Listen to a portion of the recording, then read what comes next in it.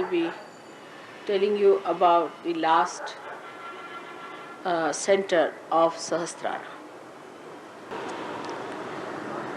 So,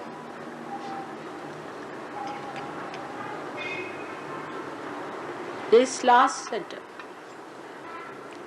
the Sahasrara,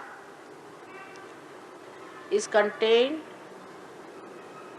in the limbic area of the brain.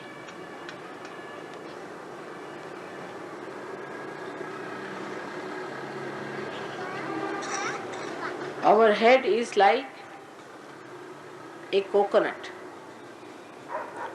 The coconut has the hair and then a hard nut and then a black covering, and inside is white shell of coconut, and inside is the space, the water. In the same way our brain is made. That's why coconut is called as Shri Phala. Is the fruit of the power that is Shri. Shri power is the right side power, and the left side power is the Lalita power. So we have two chakras. Left side here is the Lalita and right side here is the Shri chakra. These two chakras are working out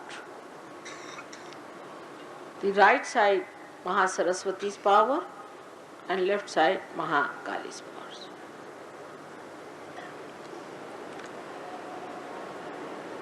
Now the central power is the Kundalini. That has to rise and penetrate through different chakras, enter into the limbic area and enlighten the 7 pithas, seats of these 7 chakras. So it penetrates through 6 chakras, enters into the limbic area, enlightens all the 7 pithas in the brain, which are placed along the midline of the limbic area. So we started from the back, is placed here. At the back is the Muladhara chakra. Around it is the Swadhisthana. Then is the Nabhi. Then the heart. Then the Vishuddhi, and then the Agya. So all these 6 centers are combining to make the 7th center. This is a very important point which we should know. Now the Shri chakra is the right side working and the Lalita chakra is the left side working. So when the Kundalini doesn't rise, then we do with our right side our physical and mental activities. So our brain is doing right side activity, and that's why our brain is like Shri Phala.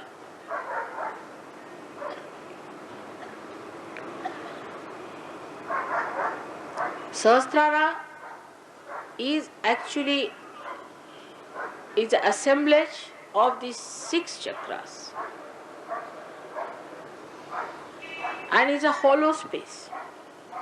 On the sides of it there are 1000 nadis, and when the light penetrates into the limbic area, then the enlightenment of these nadis take place. And you can see them as flames very gentle flames burning, and these flames have all the 7 colors that you see in the Vibgyor. But the last one ultimately becomes again integrated, and it is a crystal clear flame. All these 7 lights ultimately become crystal clear. So you have Sahasrara with 1000 petals, as they call it. But if you cut the brain in a transverse section or horizontal section, you will be able to see that all these nerves are built like this along the limbic area. All of them are like a petal. And if you cut it like this, you will find that there are many nerves in every bundle of nerves. So when it is enlightened, you can see Sahasrara as a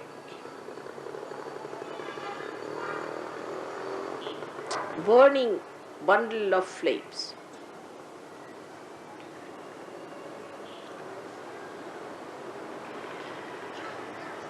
When I am speaking, you should not do all these things, please.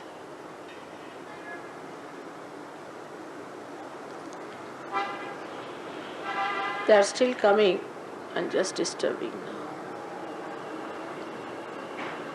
It's a very deep subject.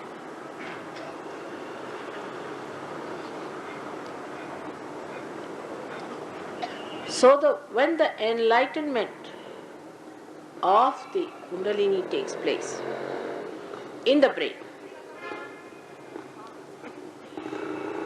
then the truth is perceived through your brain. That's why it's called as Satya Khand, means you start seeing the truth perceived by your brain. Because so far, whatever you see through your brain is not the truth. What you see is just the outer side. Say you can see the colors. You can see the different aesthetics of the colors. You can see the quality of the thing. But you cannot say whether this carpet has been used by some saint. You cannot say whether this is made by a devil or a divine person. You cannot say that this gentleman, is he a good person or he is an evil person. You cannot say if this deity has come out of the Mother Earth or not. Also, you cannot say about any person who is your relation whether he is a good relation or a bad relation, or what sort of a person he is, whether he goes to wrong people or to the right people, whether he has connections with the wrong side or with good side. Here good means divine. So actually you do not know anything about divinity with your mind. Nothing. Nothing. It's impossible for you to judge a person about his divinity unless and until the Kundalini reaches at least this part, which is the limbic area. You cannot make out whether a person is real or not, whether a guru is real or not. Because divinity cannot be perceived through your brain unless and until this light of your spirit shines into it. Now the spirit is expressed in the heart, is reflected in the heart the center of the spirit, we can say, is in the heart. But actually the seat of spirit is above, here. That is the spirit, what we call, of the God Almighty, whom you call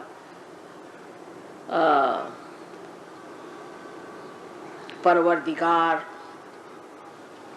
you call him Sadashiva, or you can call him the Rahim, and you can call him by many names which are said about the Lord, who is God Almighty.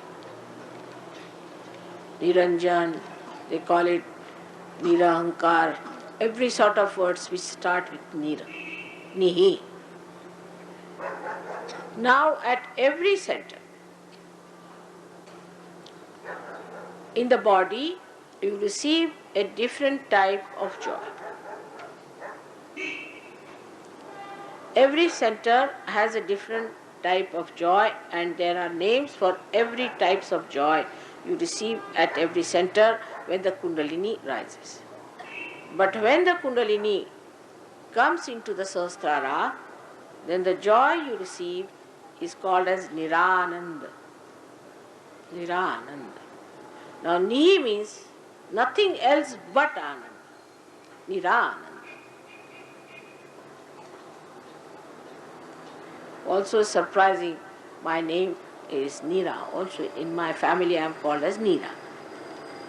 And Neera also means Mary, Mariam. Because it means marine. Neera is water. Neera means water in Sanskrit language. It is called as Nirananda in the brain. And this stage ultimately unfolds. First, what you know is the Satya, is the truth. What is this another gentleman is suffering from, that you see on your fingers. First you see your fingers. With your attention, you know what chakras, what fingers are catching, with your attention. Then with your brain, you can depict what center it is catching. Because if you say this finger, that doesn't mean it is Vishuddhi chakra. But your brain then says it is Vishuddhi. And that depicts it, that this fellow is suffering from the troubles of the Vishuddhi chakra. But still it is rational. Because you see what finger it catches and then you say. But when the Satya Khanda or the Sahasrara unfolds itself more, you don't have to think about it, you just say it. Then there is no difference between your Chitta and your Satya. The enlightened Chitta and the enlightened brain become one. There is no problem at all for such a person. There is no need to see on the fingers. No need to say anything on the fingers and then depict it through brain, which you have learnt in Sahajya Yoga. That if you find something wrong here, it means Agya. That's not necessary. You just say Agya. And you just say it and it is there. Then it unfolds more. First it is integrated with, as I said, Chitta. Then when it gets absolutely integrated with the spirit, then whatever you say is the truth. You just say it, it is so.